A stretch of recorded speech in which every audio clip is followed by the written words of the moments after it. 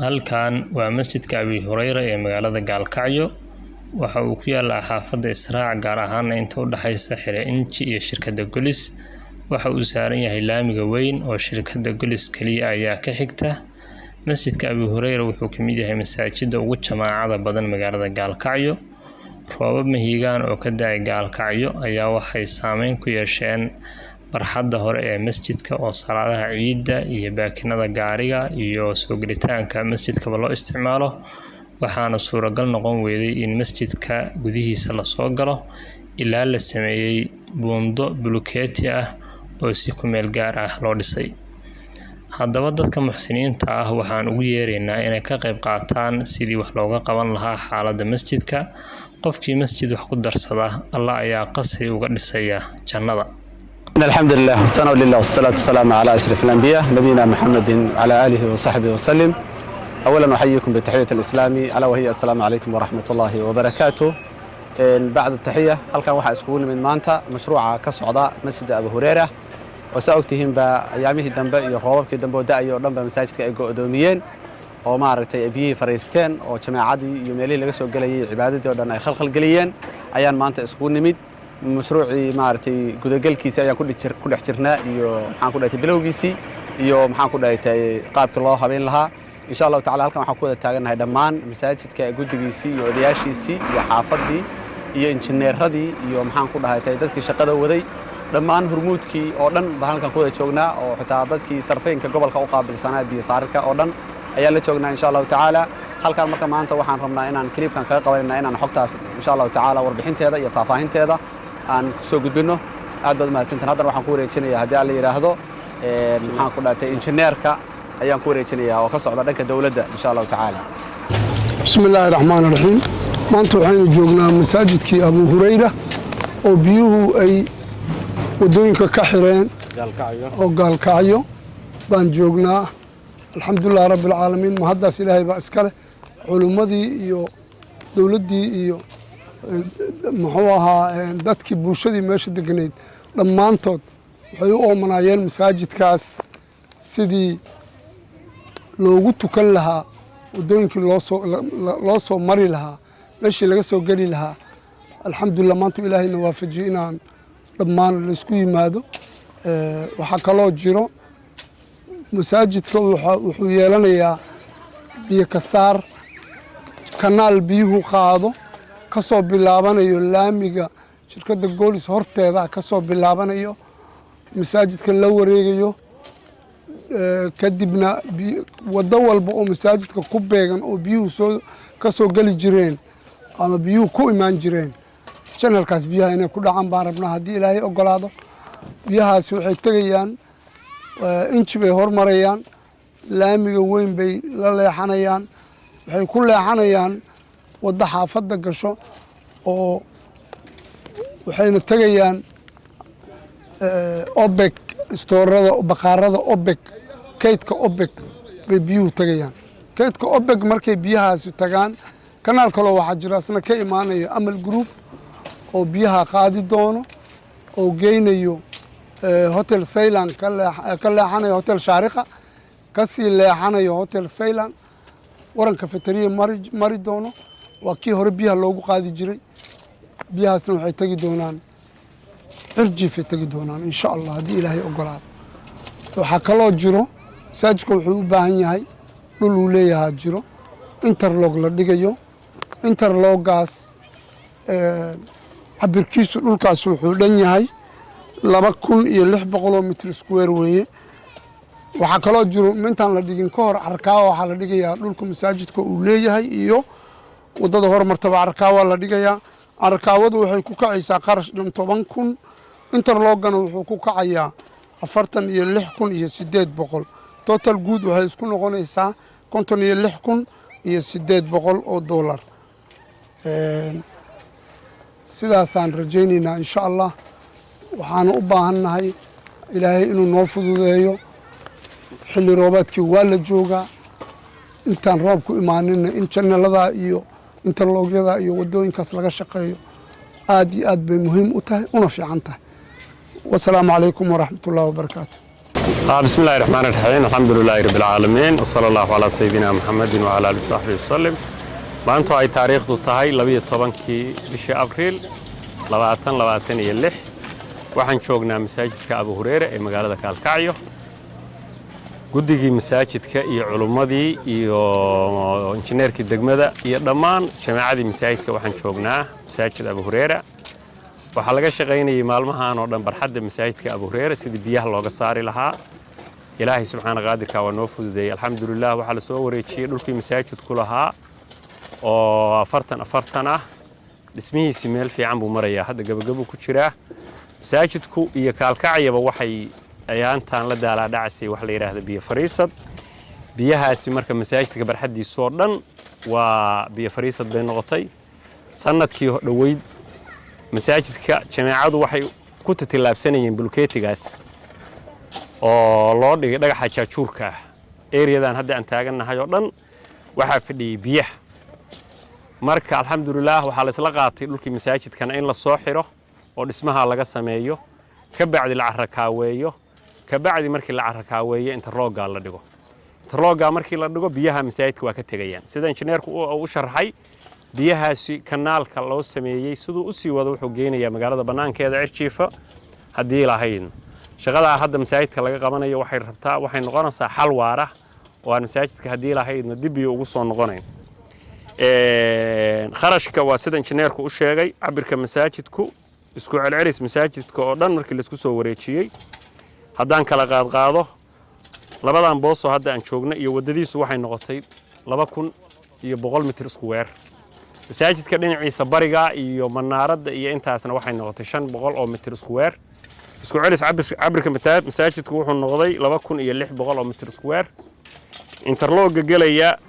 mitirkii 18 markii lagu dhuftay wuxuu noqday 46800 buu noqday. carrakaawada kharashkeeduna wuxuu noqday 10000. lacagtaas wadarta guud markii la isu geeyay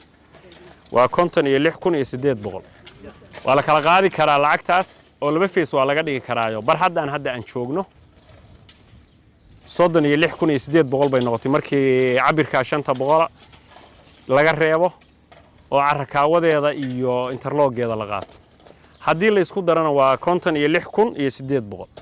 insha Allah waxaan rajaynayaa ilaahay inuu dad islaamaynu nahay, ilaahay inuu aqbalo ducadeena oo kharashkaas maanta aan u baahannahay 56800 oo masaajidka Abu Hurayra laguna dayactirayo, biyahana looga saarayo, barxadiisana lagu qurxinayo, xal waarana looga helayo oo masaajidkaas biyo aysan dib ugu soo noqon. ilaahay inuu noo fududeeyo oo islaamka dadka islaamka ah codka yagaan gaaraya iyo inta islaamahona maqashaaba ay insha Allah ka daqan doonto masaajidka Abu Hurayra oo dhaqaalahaas ay nala caawin doonaan hadii lahayn. aad iyo aad baad u mahadsantihiin. wixii aan dhaafay odayaasha iyo culimada iyo guddiga masaajidka ku daraya. السلام عليكم ورحمة الله وبركاته. بسم الله الرحمن الرحيم الحمد لله رب العالمين صلى الله على نبينا محمد وعلى آله وصحبه وسلم. أولا اسكو إماتك يجعل جماعة المسجد كي إنشير هذا خيارته اسكو تيمي هي أنت مسلم كاي مغلى. السلام عليكم ورحمة الله وبركاته. بعد الصلاة إلهي بانكم هذين سوق يكين بيت كيسان إلى أنه قرينا أفعتك يجا waqtiga yaga aan galino noogu irsaaqay ilaahaas waa ka mahad celinaynaa. waxaan kaloon u mahad celinaynaa una ducaynaynaa maamooyinkii masaajidkan asalkiisu bilaabay ilaa maanta la joogana waqtigooda iyo maalkooda iyo maskaxdooda gelinaya. waxaan leenahay miisaanka xasanaadka Allah idin saaro, caafimaad qabna Allah idinka siiyo, kulaylka naarta iyo jahannamada Allah idinkaga qaboojiyo, dhinaca kaga marsho. intaa ka bacdi shaqadan waa la sheegay intay qabanayso cadadka ay leedahay iyo waqtiga ay lagu qabanayo iyo nooca loo qabanayo waa la sharax. ilaahay ma ka gaarto rag ba ka soo shaqeeyay. waxaan marka ku darsanaynaa maadaama odayaashii masaajidka aanu nahay oo guddiga ka ahaa annagu intaanu ku leenahay inaan ku adeegno oo si waafaqsan shaqada awqaafta oo naadirka aanu ka nahay oo aan uga nahay ilaahay oo aan uga nahay dadka muxsiniinta masjidka iyo shaqada waqfaday baan ilaahay kaga ajar malaysanaynaa. waxaan marka ka codsanaynaa muxsiniinta maamooyinka iyo ilmaha dhalinaya ehelkooda iyo intii kaloo ku xeeran iyo dadka kaloo maaragtay codkeenu gaari doono in shaqadaas halkaas lagu qiimeeyey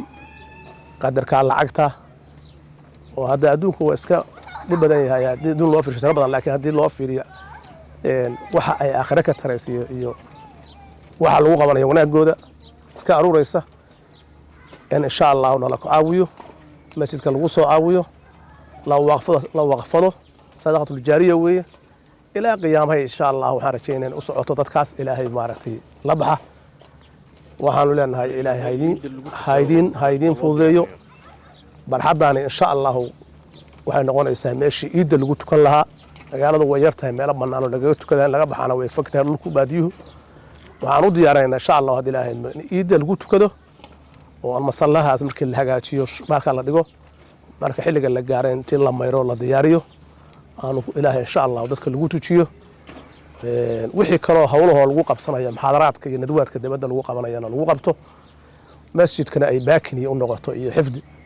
marka insha allahu waa qayb ka mida weeye waa sadaqadii masjidka jaariyada ahayd ilaahayna waxaan rajaynaynaa inuu noola soo fududeeyo walaalaha muxsiniinta qalbigooda iyo maskaxdooda ku rido inay nala fududeeyaan annaguna insha allahu waxaan ilaahay hortii la tegi doonaa inaanu si daacada uga shaqayno ilaalino baardiyeyno wixii naloo dhiibana sida ay tahay aan u gelino kuna xifdino insha allahu haddii ilaahayno isagana dardaaranno nimanku ka dambeeyo dadku wada noolaan mahaya masjidka intuu dhisanaa waa la soo hayay haddana waa sii hayn doonaa haddii ilaahayno aad iyo aad baad u mahadsantihiin dhammaantiin dadka walaalaha muxsiniinta meel ay joogaanba iyo kuwanaama ilaahay khayr hana siiyo dunuubteena allaha dhaafo waxa aan qabanayna camalkaana ilaahay maaragtay camal maqbuul ha nooga dhigo asalaamu calaykum waraxmatullahi wabarakaatu asalaamu calaykum waraxmatullaahi tacaala wabarakaatuhu maantoo taariikhdu tahay 12 bisha afraad waxaanu hor taagannahay masaajidka abu hurayra masaajidka dambena barxaddiisa tan oo u dhigantaa 4 boos iyo bar waxaa weeye kharashka lagu dayactirayo oo biyaha looga saarayo 3 meelood weeye meel waxa weeyaan waa xifdiga masaajidkay ahayd oo waa deyrkaa yarka ahoo waa la dhameeyey wixii ka sii dhimanna insha allah waa la dayactiraya meelina waa carrakaawada leebalka dhulka korta loogu qaadayo waa siday idiin sheegeen xagga injineernimada dadka tootalka xisaabay baa inoo sheegayo oo waa siday 10 kun ugu sheegeen meelina waa interlooga ama dariiqyada masaajidka ha noqoto ama meeshaan 4 boos iyo barkaa ha noqoto meelna waa interlooga waxa weeyaan waa sida injineeradu ayagana injineerada ku shaqo leh laakiin annagu waxaan ka hadlaynaa waxa weeyaan waa sadaqa jaariya qofkii islaam oo wax la baxaya inuu masaajidkaasi musaacido u baahan yahay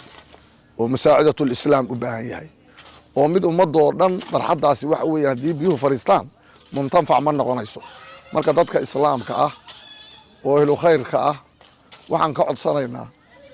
3daas qaybood qaybi waa tagtay oo waa wareega qaybina waa carrakaawada qaybina waa interlooga qof walba tabartiis wuxuu kaga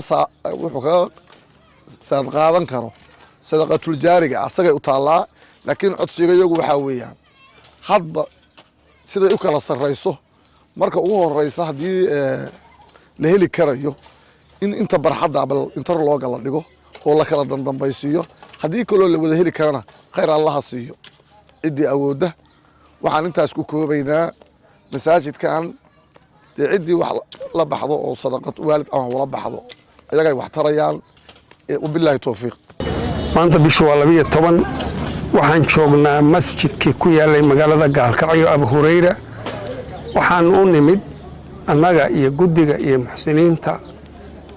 islaamka ah oo ka shaqaynaysay wixii laga qaban karo masaajidkaas inaanu ka qabanno ilaahay idankiis hadda waxaa dhismay darbigii la wareejinayey waa u soo koobmay waxaa ku xiga carrakaawadii la dhigayey carrakaawadiina sidaas ad u muuqataan intii ugu horreysay waa lagu bilaabay wax hadalahoo hadda maaragtay wax noo dhammaystirmayna ma aha laakiin markay noo dhammaystiranto insha allahu ilaahay waa dhammaynayaa waa ka hadlaynaa dhulku 50 mitir 40 iyo 10 mitir oo gaara ayuu tiradiisu dhan tahay. dhulkaas waxaa la rabaa in la nadaamiyo oo antarloog la dhigo oo ciidda lagu tukado oo salaadaha haddii masaajidku buuxsama lagu tukado ayaanu ilaahay ka rajaynaynaa. wuxuuse u baahan yahay shaqo. shaqadaas waxaa laga sugayaa dadka muxsiniinta ah oo islaamka ah oo ilaahayna wax siiyey aakhiradoodana wax geysanaya. waxaan rajaynaynaa in ilaahay iyagana ka soo qaado masaajidkana uu ku sharfo oo haddii ilaahay kuu ron yahay lagu hagaajiyo. waxaa jira dhul dambe oo masaajidka dhinacyadiisa dambe ah oo aan weli la gaarin, laakiin antarlooga in la geliyo la dhigo la go'aansaday waa 500 oo mitir.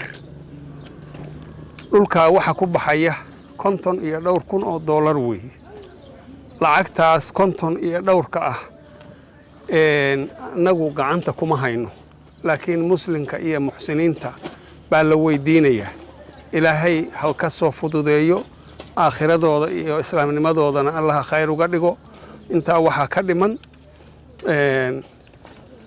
gabdhaha masaajidka dhisay oo islaamka ah ilaahay caafimaad sareec ah iyo cimri dheer baa siiyo. intaa waxaa noo dheer faataxadaan u marayna si jamaca in ilaahay khayr badan, caafimaad badan, cimri wanaagsan, cibaado suuban uu siiyo. waxaan leenahay marka dhulka waxaa la rabaa in laga qabto hawshaas. gabdhahaasuna inaysan hadda lacag ku filan hayn baan malaynaynaa. dadka muxsiniinta ah oo carrada Soomaaliya ku nool ama dibadda ku nool waxaan rabnaa arrintaas sida ay tahay inay uga qayb qaataan. annaguna wixii naga soo gaara oo aan wax kaga naloo keeno inaan wax kaga qabanno oo isay tax uga qabanno. xooggayaga iyo caqligayaga iyo taladayadana aanu ku saacidno. waxaan leenahay hadalkii waa badinay. salaamu calaykum waraxmatullaahi wabarakaatu. ilaahay gabdhaheenna haynoo caafiyo. ilaahu caafi, ilaahu caafi. إنما يعمر مساجد الله من آمن بالله واليوم الآخر وأقام الصلاة وآتى الزكاة ولم يخش إلا الله فعسى أولئك أن يكونوا من المهتدين.